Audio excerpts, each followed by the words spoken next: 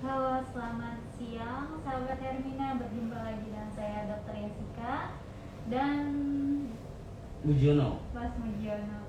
Ya, seperti biasa kita akan mulai live Instagram kita seperti biasa.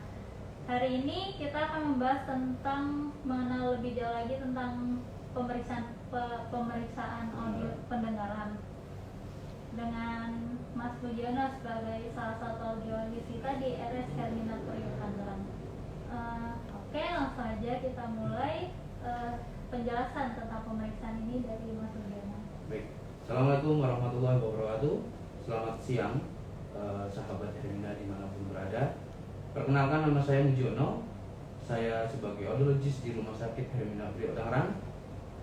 Dan pada kesempatan siang hari ini kita akan membahas tema yang sangat menarik tentunya, yaitu tentang mengenal lebih jauh lagi tentang pemeriksaan pendengaran. Nah, sebelum itu saya akan jelaskan terlebih dahulu mengenai pemeriksaan pendengaran.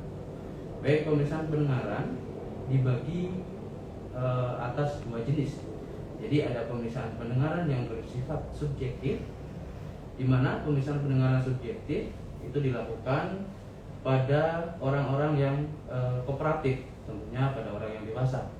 Jadi karena pemeriksaan pendengaran yang bersifat subjektif ini memerlukan respon balik terhadap pasiennya.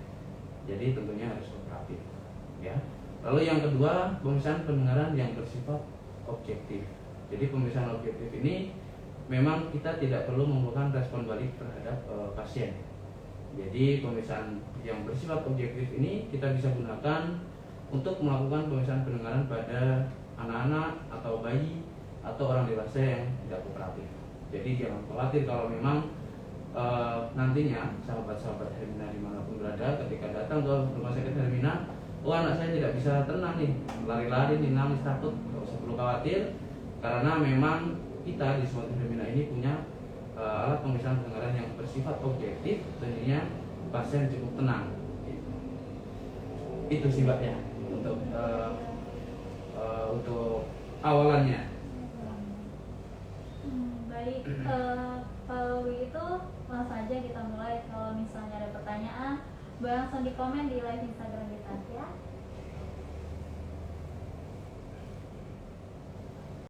Sambil nunggu nih Pak, sebetulnya ada juga nih yang mau saya tanyain tentang Boleh audiologi. Kalau misalnya kita mau periksa itu biasanya ada frekuensi atau suara tertentu nggak yang diperdengarkan ke pasien? Oh ada. Ya, dalam pemeriksaan audiologi, khususnya proses pemeriksaan pendengaran, memang kita menggunakan suatu stimulus untuk melakukan perangsangan terhadap organ yang akan kita periksa. Misalkan kita pemeriksaan audiometri nada murni, di situ ada frekuensi, ada desibel gitu. Jadi dari situlah kita akan mendapatkan hasil gambaran dari kondisi pasien tersebut gitu. Terus kalau misalnya pemeriksaan audiometri itu ada bedanya nggak sih Pak? Ada yang audiometri tutur kan sama nada murni. Oh ya, jadi pemeriksaan audiometri nada murni dan audiometri tutur itu memang sangat berbeda, karena audiometri nada murni itu stimulusnya hanya sekedar bunyi titut gitu. Tentunya dalam sehari-hari ketika kita berkomunikasi itu kan tidak hanya bunyi titut seperti klakson, tapi ada kata-kata. Nah, kalau misalkan audiometri nada murni, nah ini seperti tit, itu hanya nyampe telinga tengah, ya. Telinga dalam, khususnya di rumah siput yang ada di telinga dalam.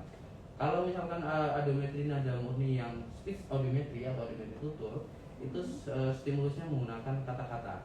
Tentunya kata-katanya ini sudah dikalibrasi, sudah ada di penelitian, jadi tidak boleh sembarangan.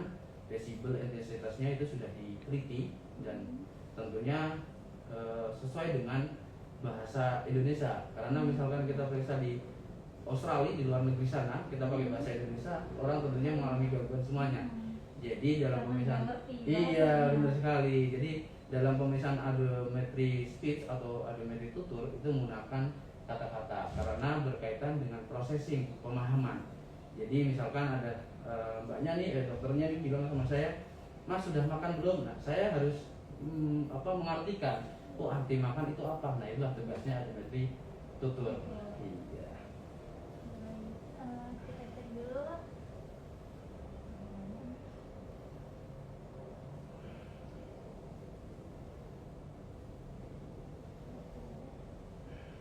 Oh iya, terakhir nih Pak, kalau misalnya nggak ada yang bertanya juga ya dari teman-teman live kita, kan bayi baru lahir tuh ngaruh sama perkembangan kan ya. Oh iya. Dengar itu kan awal mulai dia kenal itu suara atau bunyi. Nah itu ada nggak sih Pak screening buat pendengarannya? Oh iya, benar sekali. Jadi terutama bayi baru lahir itu harus wajib dilakukan screening pendengaran ya, karena memang angka keterlambatan bicara atau gangguan bicara pada anak-anak di Indonesia ini memang sangat banyak. Jadi memang kita harus melakukan screening pendengaran bayi paling tidak umur 2 hari setelah lahir. Kita bisa lakukan screening pendengaran menggunakan OAE. Jadi misalkan nanti sebelum pulang nih di Rumah Sakit Hermina ini kan kebetulan ada layanan lahiran ya Mbak ya. Jadi ini bisa kita gunakan nanti di poli atau di poli bayi. Nanti kita bisa sebelum pulang kita melakukan pemeriksaan OAE. Jadi untuk melihat fungsi medis seorang tua yang ada di rumah sikut atau di telinga dalam. Dan apabila memang nanti di situ terdeteksi memang ada gangguan, nanti tidak perlu khawatir karena memang kalau misalkan umur 2 hari kan berkaitan dengan masih sempit di telinganya atau masih ada cairan. Jadi nanti umur 3 bulan setelah lahir boleh datang kembali untuk dilakukan kontrol ya, untuk dilakukan pemeriksaan OAI lagi. Kalau memang perlu kita lakukan pemeriksaan darah untuk lebih jauh lagi gitu. Udah oke banget berarti ya di apa namanya pemeriksaan audiometri di Hermina ini. Ya. Ada programnya sendiri terutama untuk bayi baru lahir karena kasusnya banyak juga nih bayi yang gagal perkembangan karena ada gangguan di pendengarannya. Ya, betul sekali karena memang anak belajar dari bicara itu memang dari mendengar salah satunya. Jadi kalau memang sahabat terminal atau ibu-ibu sahabat terminal yang ada di rumah, kalau memang ada anak atau saudara yang mengalami gangguan bicara atau telat bicara, boleh dicek pendengaran dulu di rumah sakit terminal di sini, tentunya di Poliklinik THT. Nanti bisa dicek apakah pendengarannya bagus atau tidak gitu ya. Oke, kalau misalnya tidak ada pertanyaan lagi, ya sekalian kita ini nih, kalau misalnya mau lakukan pemeriksaan audiometri atau ketemu Mas Mujiono di RS Hermina, itu bisa kapan aja? Ya, kebetulan kalau saya di Rumah Sakit Hermina itu jadwal saya dari Selasa sama Kamis sore jam 5 sampai jam 8, hari Sabtu jam 3 sampai jam 5.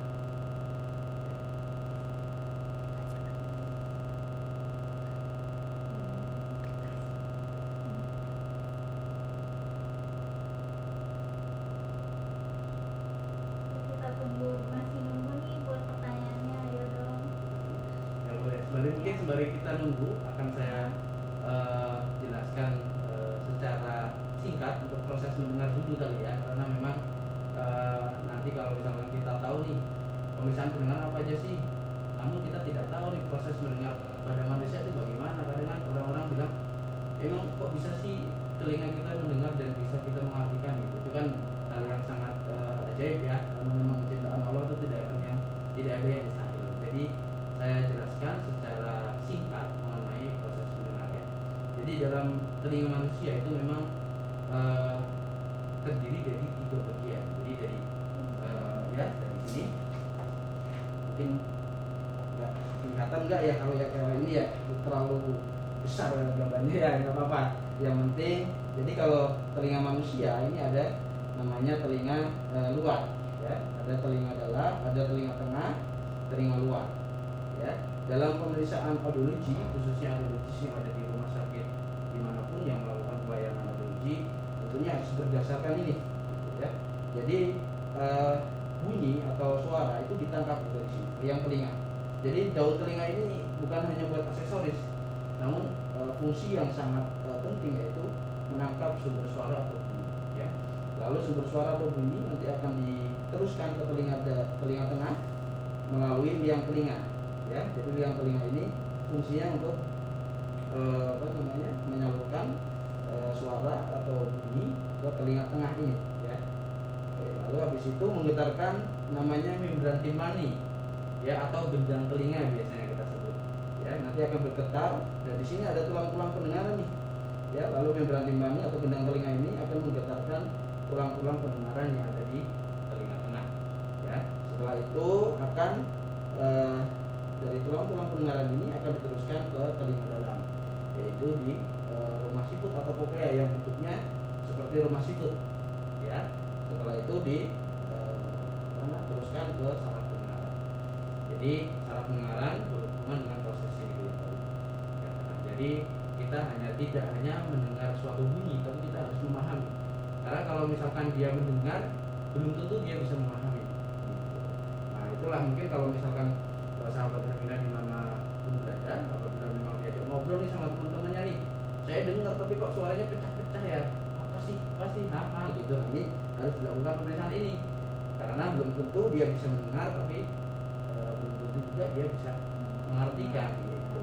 Jadi harus dicek secara lengkap. Maka dari itu dalam melakukan pemeriksaan audiologi memang kita tidak bisa menggunakan satu alat.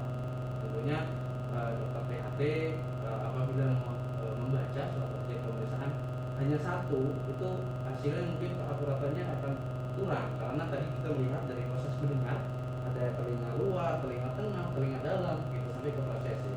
Tentunya dalam melakukan pemeriksaan pendengaran itu ada masing-masing posnya.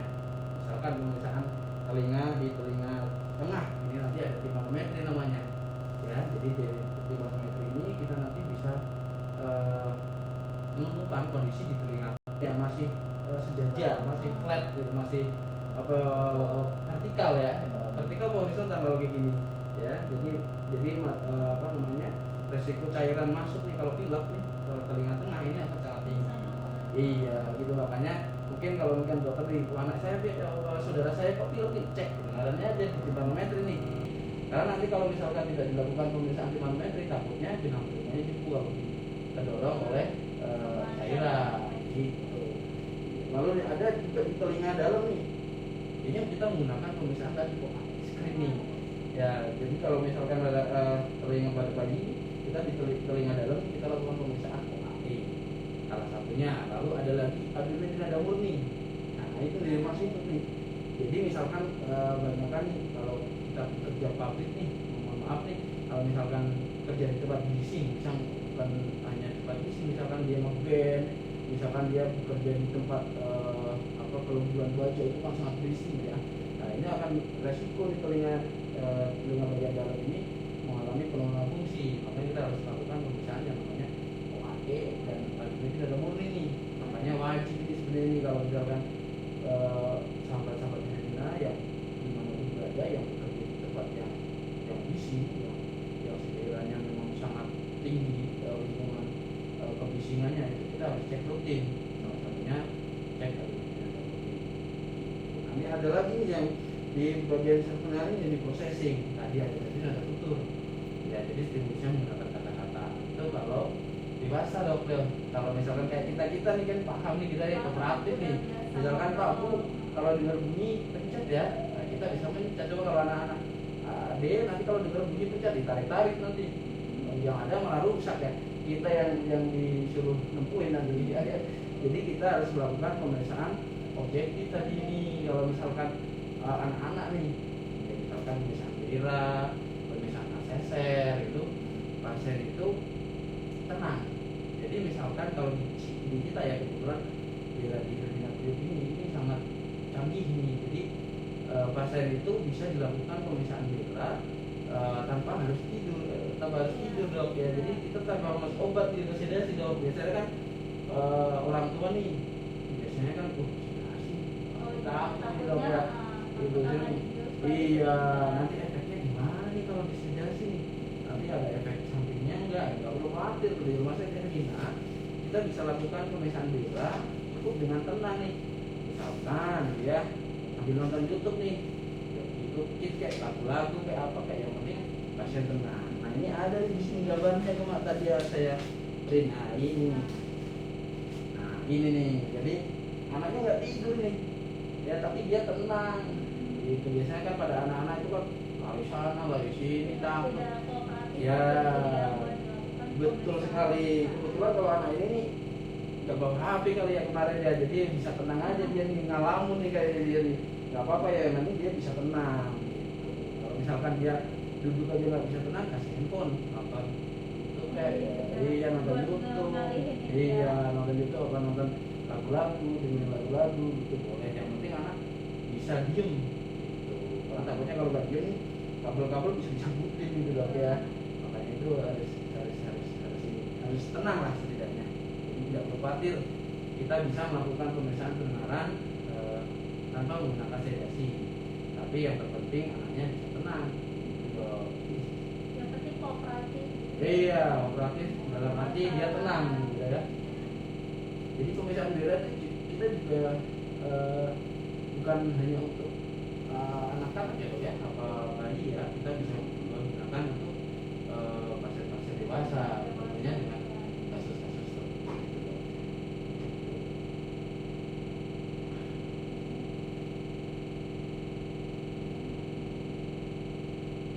Oke deh, udah jelas banget ya yang dijelasin sama Pak Mas Mujiono ini. Buat nextnya kalau misalnya masih ada yang mau bertanya, nanti kita buka untuk pertanyaan ya.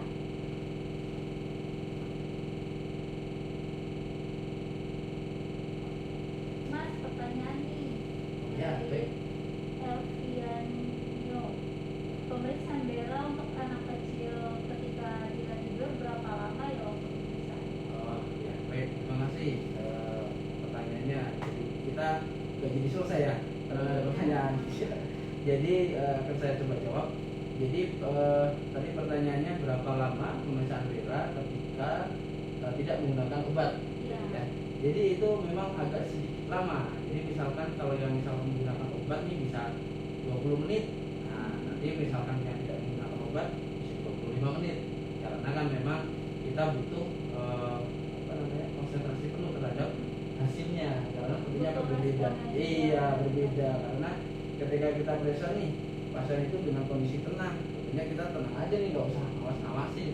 Tapi kalau misalkan pasien itu nggak tenang atau nggak tidur, kita harus ngawasi pasiennya, kabelnya dilepas juga. Kadang kan suka berat nih kalau anak-anak kan, itu kalau kadang kabelnya lepas satu nih kita pasang. Jadi kira-kira ya kalau misalkan dia tidur ya 20 menit, kalau nggak tidur bisa